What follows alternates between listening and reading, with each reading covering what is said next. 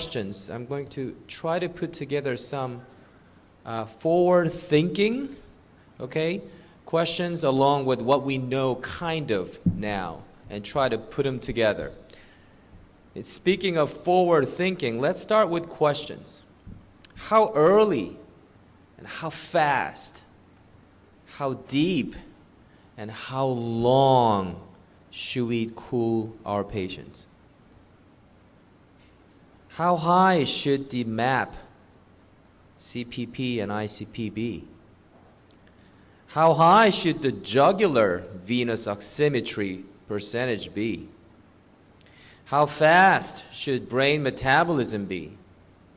How high should the lactate in the brain be? How should the glucose in the brain be? Do we know any questions, any answers to these questions? These are important questions as we go forward. One step further, what about hemodynamic parameters? If you care about hemodynamic parameters, is it important? Does the volume status matter in an injured brain, a brain that you're about to cool?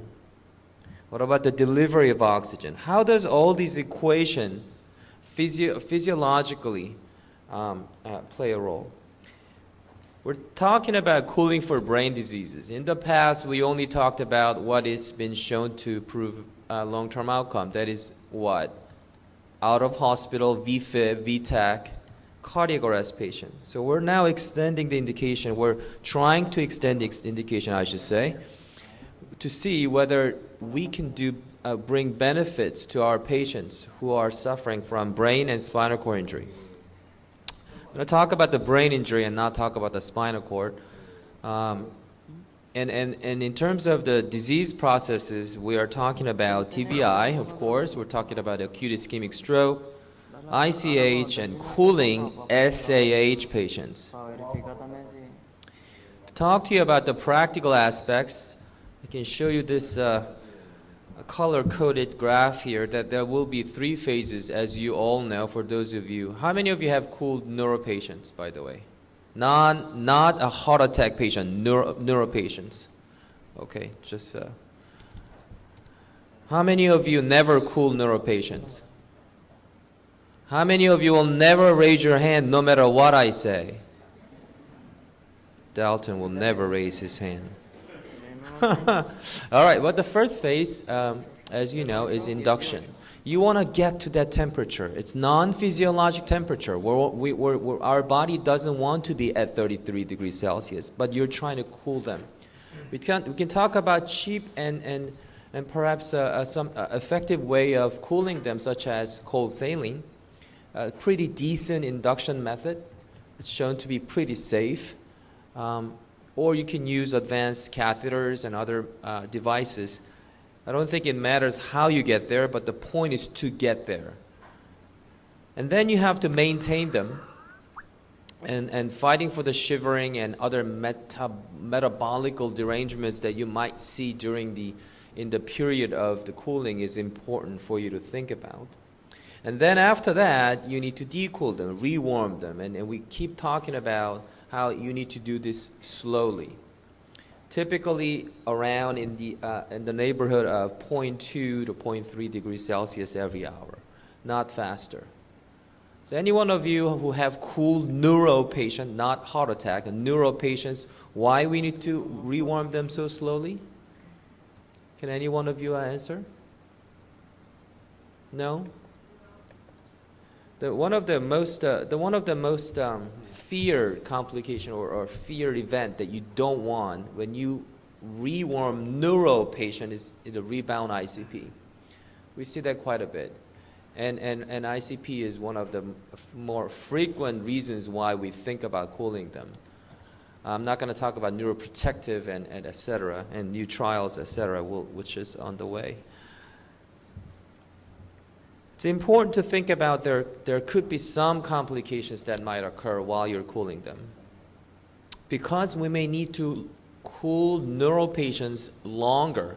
When I say longer, what do I mean by that? Longer than cardiac patients. Cardiac patients, we don't do it beyond 24 hours. Studies have only done 24 to 48 hours at max, but we often cool neuro patients longer than that. I've cooled people for a week or sometimes even longer. And if you do that, because you think that you're helping them, and some patients you probably are, because you can see the benefit. ICP going down, you can actually see some benefit. The fluid management and electrolyte disturbance is something to keep an eye on. People often end up being hypervolemia because you end up giving more and more fluid. BP may go down when you're cool. Anesthesiologists may tell you after perioperative period, post-operatively, BP just won't come back up and patient's body's still cold. So they may end up being hypervolemia.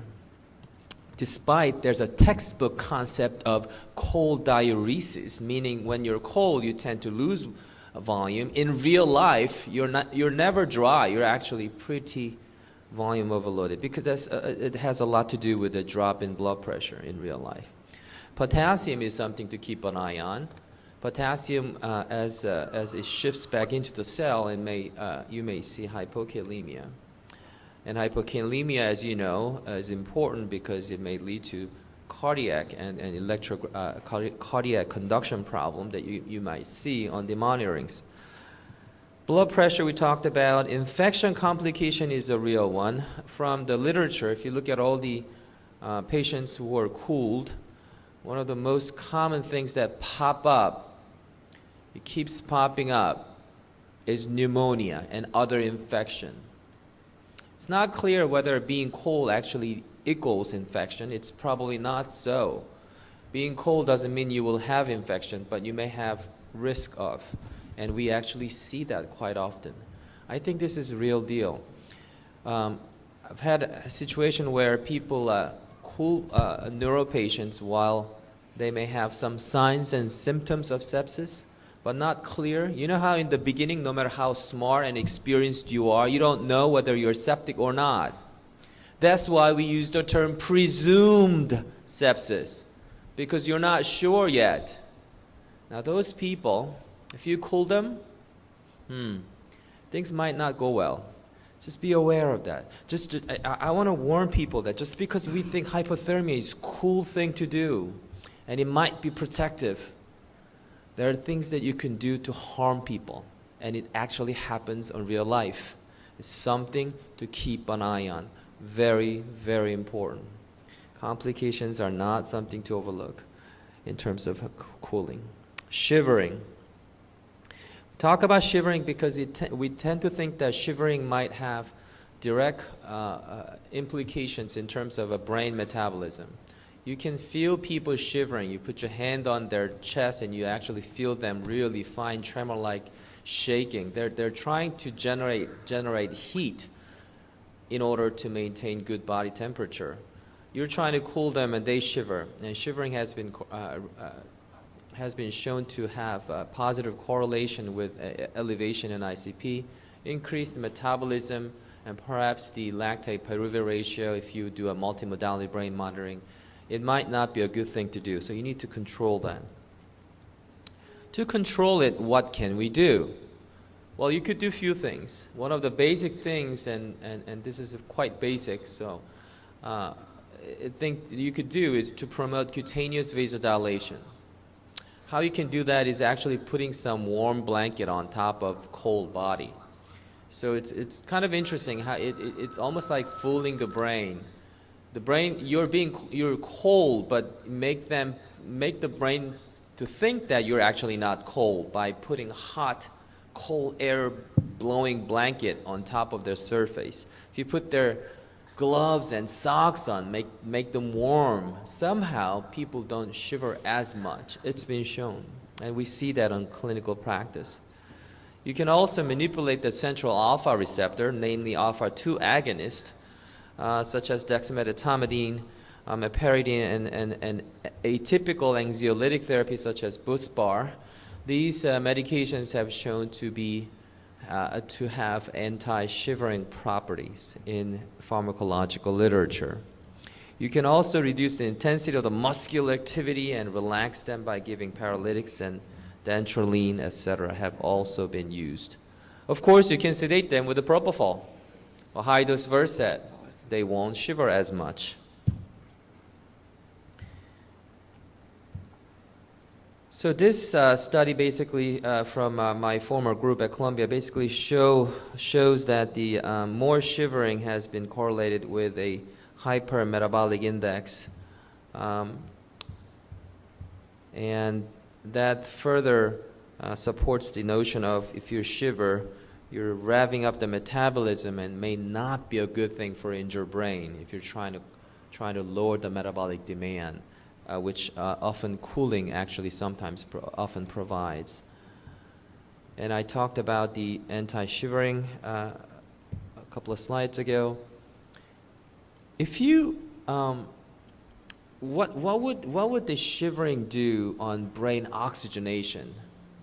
If you put a Lycox catheter in someone's head and watch them, because you're trying to induce normothermia, which is supposed to be the talk of the key component of this talk. If you're trying to achieve normothermia because you think that having fever is bad, you don't know being cold is good, but you know being hot is bad.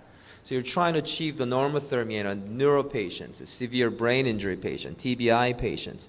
And this patient has a brain oximetry in their frontal lobe. What would happen to the brain oxygenation while you're cooling them, sort of cooling them? You're not really causing hypothermia, but you're trying to lower the fever to maintain or induce a normothermia. And patient is shivering. Brain oxygenation, what would happen? We still don't know what brain oxygenation number really means. Some people do, some people think they do. I don't think we know for sure.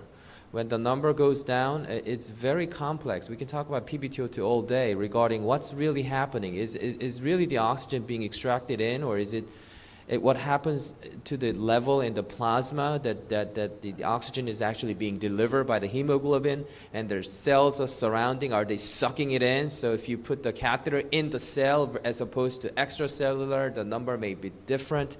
We don't fully understand what it really means. We really don't.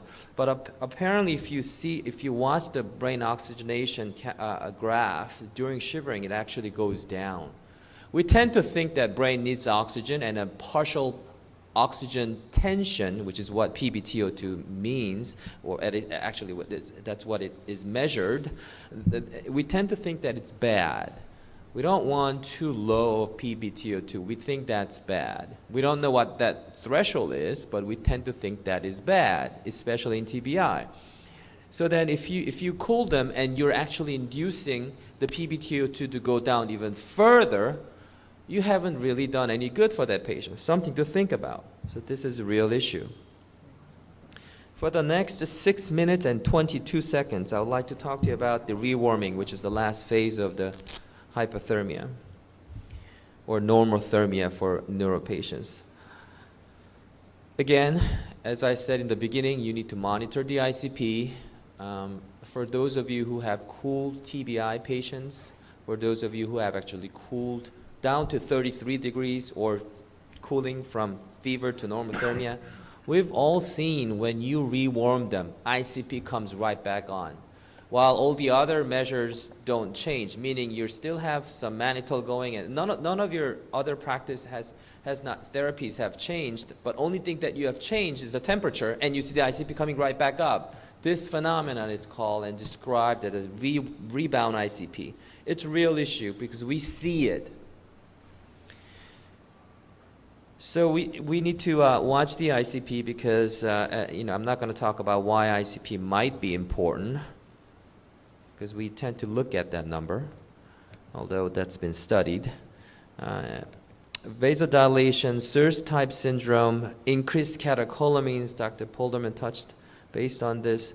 Rebound electrolyte, potassium goes in, so you become hypo while you're cooling. Now you're rewarming them, comes right back out, so you actually can have hyperkalemia. Again, cardiac arrhythmias. These are real issues we must keep an eye on if you're going to cool them or do normothermia for neuro patients. And again, always do slow rewarming. until further data comes out and say that we don't have to warm them so slowly. But if you do rewarm them rather rapidly, I've actually done that, and you can actually see ICP rebound even more frequent, which is not what you want. Here's an interesting study basically looking at the increased PRX. The PRX is a pressure moving coefficient between the relationship between ICP and mean arterial blood pressure. You can actually come up with a coefficient, a quantified variable, looking at the relationship between what happens to the blood pressure and ICP, suggesting that the loss of autoregulation is seen with rewarming. We can talk about a few studies that are probably relevant and I'm sure all of you are aware of. There was NABISH 1 and NABISH 2, National Acute Brain Injury Study, Hypothermia 1 and Hypothermia 2, all of which were randomized trial, spearheaded and first authored by the former chair at where I am working right now, Guy Clifton. We are working with a lot of these people again, and also with Dalton sitting in the audience for NABISH 3. We're spearheading that from Houston, Texas, actually. And we're not going to call it NABISH 3. We're going to call it HOPE's trial. But what we know for so far is that if you cool people with a severe TBI, so comparing a very early hypothermia versus standard of care and not really cooling them down, and you can see that so far these studies have been negative. You cool them or not, outcomes the same. Negative times 2. It's been negative twice. And we're about to spend millions of dollars to show negative times 3. Hopefully not negative times 3. Maybe we'll be able to show you a positive finding. I hope so. Otherwise we'll be wasting a lot of money. But anyway, what we have seen so far is that a lot of times the trials were stopped because there was lack of efficacy, there's no mortality difference, there's no poor outcome difference, whether you cooled them or not, it really didn't matter. There was one subgroup that we always talk about, and that is the group who had TBI. And what does TBI lead to? Epidural, subdural, right? Contusions. Now, if you have a subdural and it's a mass effect, and you think that has a surgical indication to evacuate them, now those people, meaning those TBI, because TBI for the most part, they're not really surgical disease in the beginning. You don't do a crani unless you have a specific protocol to do so. So if you have a TBI and have a subdural and it's a mass effect, is significant enough for you to take it out.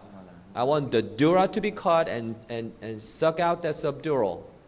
Now, for that patient, if you cool them versus not in NABISH 2, there was possible signal towards benefit in terms of long-term outcome. So the HOPES trial will be actually just study those surgical patients, the subdural evacuation patient, and not anyone else.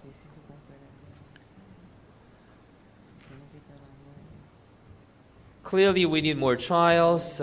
Switching the gears to ischemic stroke for the next 50 seconds. There have been lots of studies looking at acute ischemic stroke, looking at whether, for the most part, but the long story short is that you can actually cool them. It seems to be safe. You can actually do it without harming them.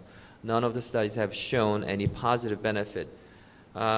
At Jim Grata, my neurology chair at where I'm working, he's actually in the middle of enrolling people for cooling patients